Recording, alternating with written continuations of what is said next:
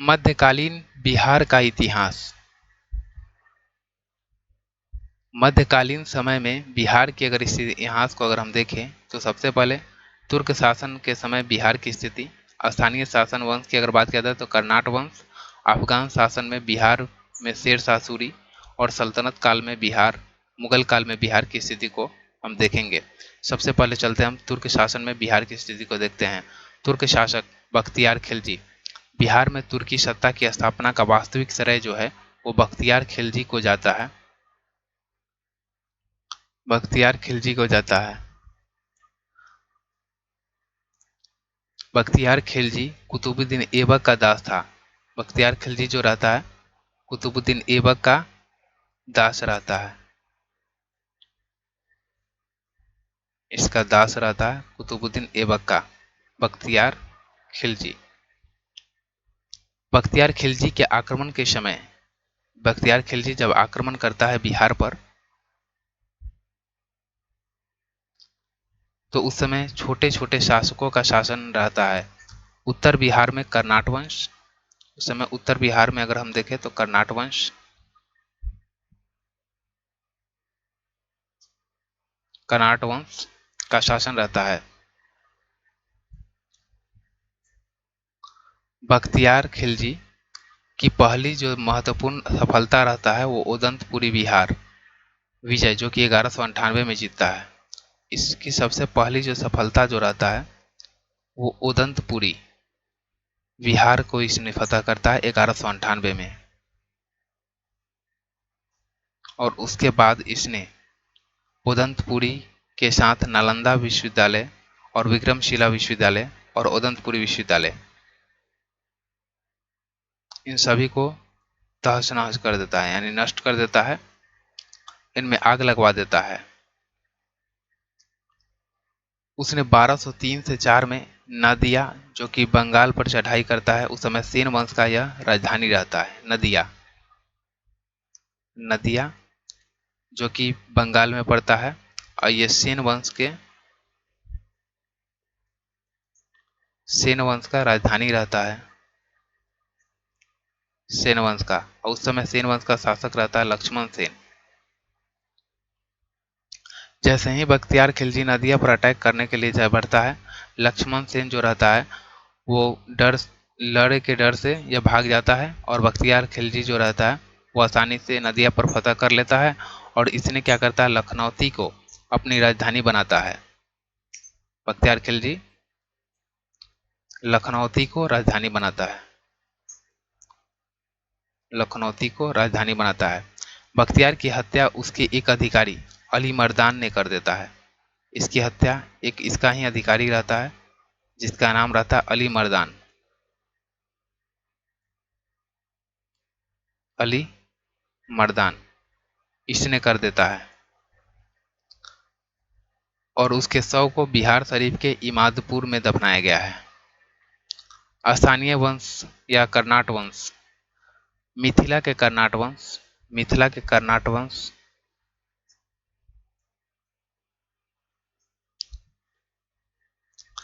पाल वंश के पतन के बाद, जैसे ही पाल वंश पतन होता है उसके बाद तिरहुत मिथिला क्षेत्र में कर्नाट वंश का उदय होता है।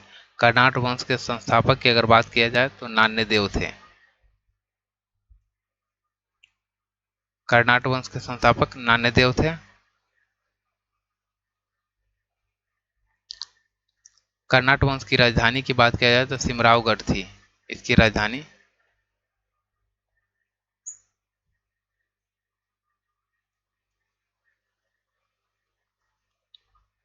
सिमरावगढ़ था कर्नाट वंश की राजधानी, सिमरावगढ़, जो वर्तमान में नेपाल में है। बख्तियार खिलजी के बिहार अभियान के समय कर्नाट शासक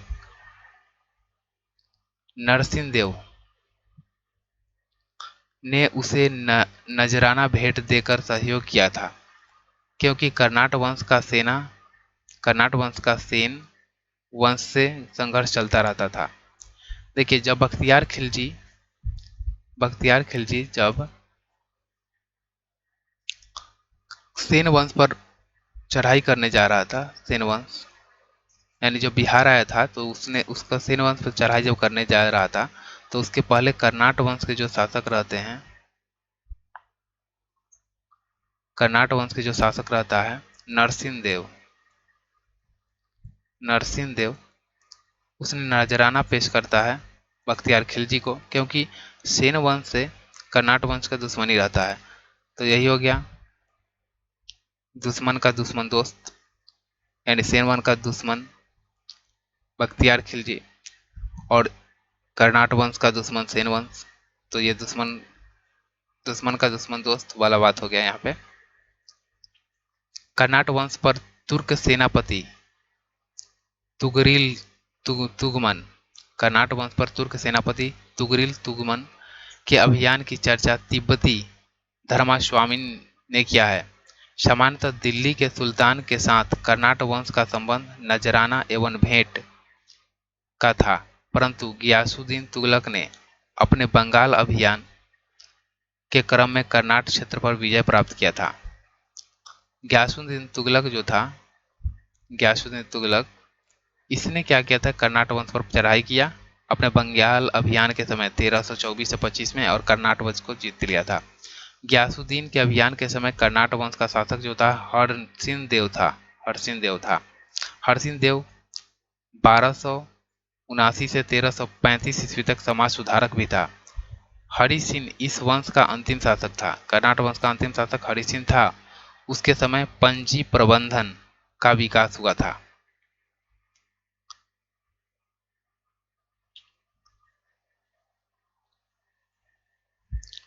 सल्तनत काल में बिहार, दिल्ली के सुल्तान एवं बंगाल शासकों के बीच निरंतर होने वाले संघर्ष में बिहार लंबे समय तक युद्ध का अखाड़ा बना रहा।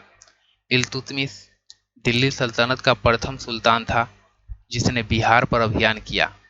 उसने 1225 ईस्वी में बंगाल एवं बिहार पर अधिकार किया, परंतु यह अधिकार उसके उत्तराधिकारियों के समय खत्म हो गया। इल्तुतमिश पहला व्यक्ति था जिसने बंगाल और बिहार पर चढ़ाई किया और बिहार पर अभियान किया और उस पर अधिकार किया, परंतु यह उत्तराधिकार उसके उत्तराधिकारी के साथ समय के साथ खत्म हो गया। तुगलक काल में बिहार पर सुल्तानों का वास्तविक नियंत्रण हुआ। ये जाके बिहार पर अगर हम देखें तो तुगलक के काल में बिहार पर वास्तविक नियंत्रण हुआ, जो कि 1324 से 25 में था। गियासुद्दीन तुगलक ने कर्नाट वंश पर विजय प्राप्त किया था। कर्नाट वंश पर विजय कौन प्राप्त किया था, तो गियासुद्दीन तुगलक। गियासुद्दीन तुगलक कर्नाट वंश पर विजय प्राप्त किया था। फिरोज शाह तुगलक भी अपने बंगाल अभियान 1359 ईस्वी में के समय बिहार आया और पटना और गया से उसने अभिलेख प्राप्त हुए। राजगीर राजगीर के जैन मंदिर के अभिलेखों में उसके द्वारा अनुदान देने की प्रमाण मिले हैं। फिरोज शाह तुगलक के द्वारा तुगलक काल में बिहार की राजधानी बिहार शरीफ था और उस काल में बिहार शरीफ का नगर बौद्ध धर्म का प्रमुख केंद्र था। बिहार शरीफ वर्तमान में नालंदा में पड़ेगा। तो तुगलक काल में बिहार शरीफ जो था वो बिहार का राजधानी था और उस काल में बिहार शरीफ का नगर बौद्ध धर्म के प्रमुख केंद्र था। तुगलक काल में बिहार के प्रशासकों में सबसे महत्वपूर्ण नाम था मलिक इब्राहिम का, जो मलिक बया कहलाता था। इनका मकबरा बिहार शरीफ में पहाड़ी पर स्थित है। 13वीं शताब्दी के मध्य में मिनहाज की रचना तबकाते नासिरी में बिहार नाम का उल्लेख मिलता है। 13वीं शताब्दी के मध्य में मिनहाज की रचना तबकाते नासिरी में बिहार नाम का उल्लेख मिलता है।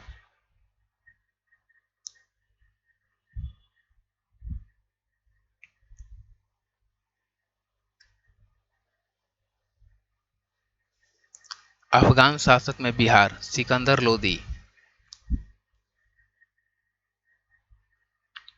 सिकंदर लोदी 1495 से 96 में दरिया खान नुहानी को बिहार के प्रशासक यानी राज्यपाल नियुक्त किया। सिकंदर लोदी ने दरिया खान लुहानी को बिहार का प्रशासक नियुक्त किया। इब्राहिम लोदी की मृत्यु के बाद दरिया खानूहानी का पुत्र बहार खानूहानी, इब्राहिम लोदी की मृत्यु के बाद दरिया खानूहानी का जो पुत्र था बहार खानूहानी ने स्वतंत्र सत्ता की घोषणा कर देता है, और दूसरी ओर अफगान शासक महमूद लोदी बाबर से बचने के लिए बिहार आ गया। और उस दूसरी ओर हम देखें तो बाबर से बचने के लिए महमूद लोदी, जो कि दूसरा अफगान रहता है, अफगान शासक रहता है महमूद लोदी, तो वो बाबर से बचने के लिए बिहार आ गया। बाबर ने 1529 ईस्वी में घाघरा के युद्ध में बिहार के इन अफगानों को पराजित किए कर दिया था। घाघरा युद्ध के बाद बिहार में शेरशाह के नेतृत्व में पुनः अफगानों का उदय हुआ। शेरशाह सूरी, शेरशाह सूरी का जन्म 1486 ईस्वी में हुआ था। उसके पिता का नाम हसन खान था, जो कि सासाराम के जमींदार थे। सासाराम यानी रोहतास के जमींदार थे। शेरशाह के बचपन का नाम फरीद खान था। शेर खान के बचपन का नाम फरीद खान था। बहार खानूहानी ने फरीद खान को शेर खान की उपाधि देता है। शेर खान का उपाधि शेरशाह सूरी को बहार खानूहानी के द्वारा मिलता है। शेर खान ने नुहानियों के पतन के बाद बहार खां की विधवा दुद्दू बेगम से विवाह कर बिहार के क्षेत्र पर अपना अधिकार कर लिया। शेर खान ने 1534 ईस्वी में सूरजगढ़ की लड़ाई में बंगाल को पराजित कर उस पर अधिकार कर लेता है। सूरजगढ़ की लड़ाई में 1534 में 1540 ईस्वी में चौसा के युद्ध में शेरशाह ने हुमायूं को पराजित किया और शेरशाह की उपाधि धारण करता है। यानी शेरशाह सूरी शेरशाह की उपाधि कब धारण करता है, तो 1539 में चौसा के युद्ध के बाद। 1540 में कन्नौज युद्ध यानी बिलग्राम युद्ध में हुमायूं को पराजित कर उसे दिल्ली में मुगल वंश की जगह पे सूर वंश की स्थापना करता है। और 1541 ईस्वी में शेरशाह ने पटना का दुर्ग बनवाया तथा इस नगर को बिहार की राजधानी बनाया। इसका वर्णन अब्दुल्लाह के तारीख दाऊदी में मिलता है। शेरशाह ने 1534 ईस्वी में रायसीन, 1544 ईस्वी में मारवाड़ विजय किया। शेरशाह ने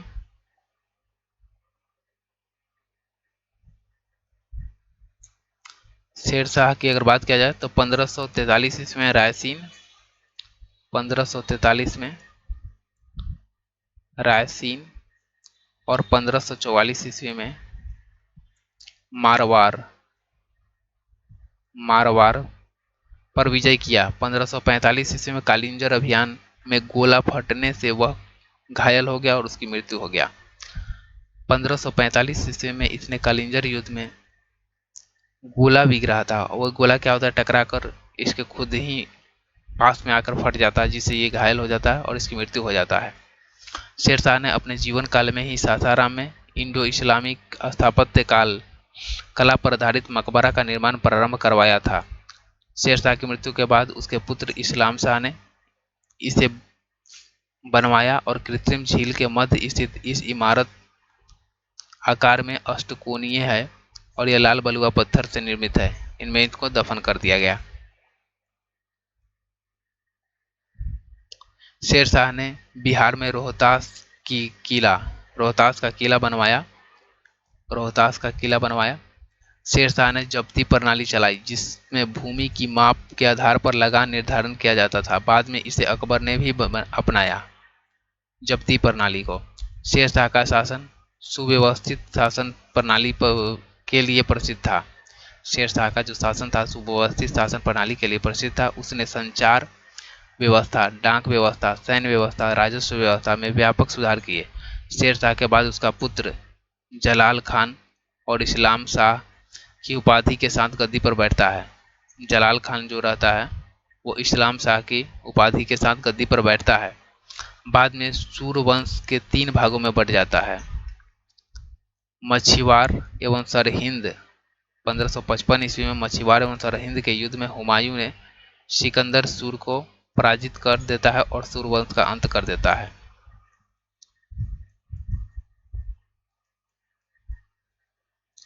1555 ईस्वी में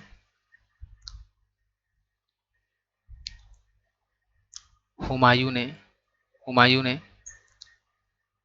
सिकंदर सूर को पराजित कर देता है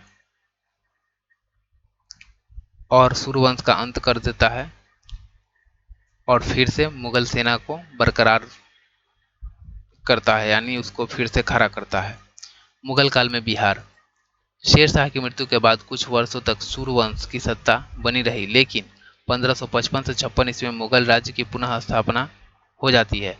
दिल्ली में मुगल राज्य के पुनः स्थापना के समय बिहार में ताज खान करारानी के नेतृत्व में एक अफगान राज्य का गठन होता है। ताज खान करारानी ने अकबर के प्रति सम्मान की नीति अपनाई, लेकिन उसके पुत्र दाऊद खां करारानी ने इसका विरोध किया।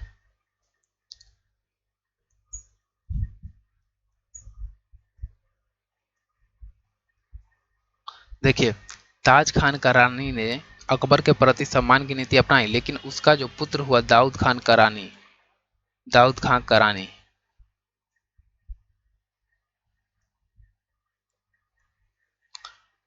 इसने इसका विरोध करता है। अकबर ने उसे दंडित करने के लिए स्वयं आक्रमण किया और 1576 ईस्वी में उसने पटना को जीत लिया अकबर ने, और दाऊद खां को पटना छोड़कर भागना पड़ा। दाऊद खां बिहार का अंतिम अफगान शासक सिद्ध हुआ। 1580 ईस्वी में बिहार को मुगल द्वारा एक सूबा यानी प्रांत का दर्जा दे दिया गया। अकबर द्वारा मुनीम खान को बिहार का गवर्नर बनाया गया। अकबर द्वारा मुनीम खान को बिहार का गवर्नर किसको बनाया गया? मुनीम खान को।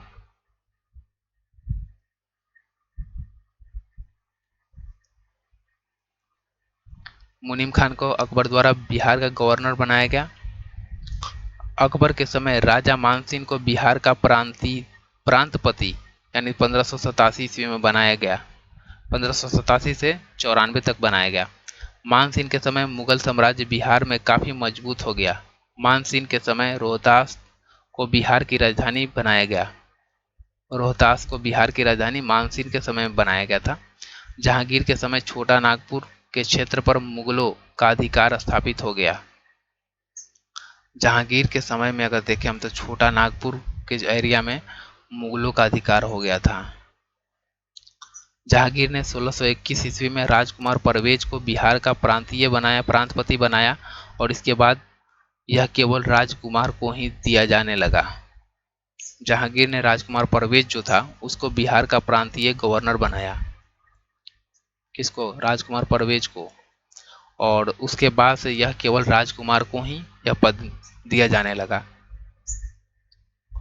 औरंगजेब ने अपने प्रिय पौत्र राजकुमार अजीम को 1702 ईस्वी में औरंगजेब ने अपने प्रिय पौत्र राजकुमार अजीम को 1702 ईस्वी में बिहार का प्रांतपति यानी सूबेदार नियुक्त किया। अजीम ने पटना का नाम अजीमाबाद कर दिया और उसका सौंदर्यीकरण करवाया। जब औरंगजेब के पौत्र अजीम जब पटना का शासक बना, अजीम जब पटना का प्रांतपति या सूबेदार बना तो इसने पटना का नाम अजीमाबाद कर दिया। अजीमाबाद कर दिया और उसका सौंदर्यीकरण करवाया। उत्तर मुगल काल में के शासक के समय फर्रुखसियार ने 1713 ईस्वी में पटना में अपना औपचारिक राज्याभिषेक करवाया। यानी अगर हम देखें तो पटना में अपना राज्याभिषेक कौन कराया था औपचारिक रूप से? तो फर्रुखसियर के द्वारा करवाया गया था 1713 ईस्वी में। वह पहला मुगल सम्राट था जिसका राज्याभिषेक बिहार में हुआ। फर्रुखसियर। शाह आलम द्वितीय का भी विधिवत राज्याभिषेक 1761 ईस्वी में पटना में हुआ। शाह आलम द्वितीय का भी, लेकिन पहला अगर बात करें तो फर्रुखसियर है। औरंगजेब की मृत्यु के बाद कमजोर होती सत्ता में बिहार बंगाल का भाग बन गया। मुर्शिद कुली खान 1727 ईस्वी तक बिहार, बंगाल और उड़ीसा का सूबेदार रहा। उसके बाद सरफराज खान नवाब बना। अलीवर्दी खान ने घिरिया के युद्ध 1740 ईस्वी में सरफराज खान को पराजित किया। अलीवर्दी खान ने घिरिया के युद्ध में 1740 ईस्वी में सरफराज खान को पराजित किया और बंगाल का नवाब बन गया। उसने मुगल सम्राट को 2 करोड़ रुपए देकर अपने पद को अस्थायी बना दिया। और 1756 ईस्वी में अलीवर्दी खान की मृत्यु तक बिहार, बंगाल और उड़ीसा के क्षेत्र उसका प्रत्यक्ष नियंत्रण था। सिख धर्म और बिहार। सिख धर्म के संस्थापक गुरु नानक देव थे। उन्होंने बिहार में गया, राजगीर, पटना, मुंगेर और भागलपुर आदि की यात्रा की है। पटना, राजगीर, गया, मुंगेर, भागलपुर की यात्रा की है। सिख धर्म के 9वें गुरु तेग बहादुर, श्री तेग बहादुर भी सासाराम, गया होते हुए पटना आए थे। सासाराम, गया होते हुए पटना पहुंचे थे। यहाँ भी अपनी पत्नी गुजरी देवी को छोड़कर गए थे, जो मां बनने वाली थी। पटना में गुरु गोविंद सिंह का जन्म हुआ। उन्हें गुजरी देवी से ही, तेग बहादुर जब पटना आए थे तो उन्होंने अपनी पत्नी गुजरी देवी को पटना छोड़ के जाते हैं और उन्हीं से गुरु गोविंद सिंह का जन्म होता है। सिख धर्म के 10वें एवं अंतिम गुरु गोविंद सिंह थे का जन्म गुरु गोविंद सिंह का जन्म पटना में 26 दिसंबर 1666 ईस्वी को हुआ। गुरु गोविंद सिंह 1676 ईस्वी में 10वें गुरु बने और 1699 ईस्वी में उन्होंने खालसा पंथ की स्थापना करते हैं। तख्त श्री हरमंदिर पटना साहिब सिख धर्म का प्रमुख तीर्थ स्थल है। इसका निर्माण महाराजा रंजीत सिंह ने करवाया था।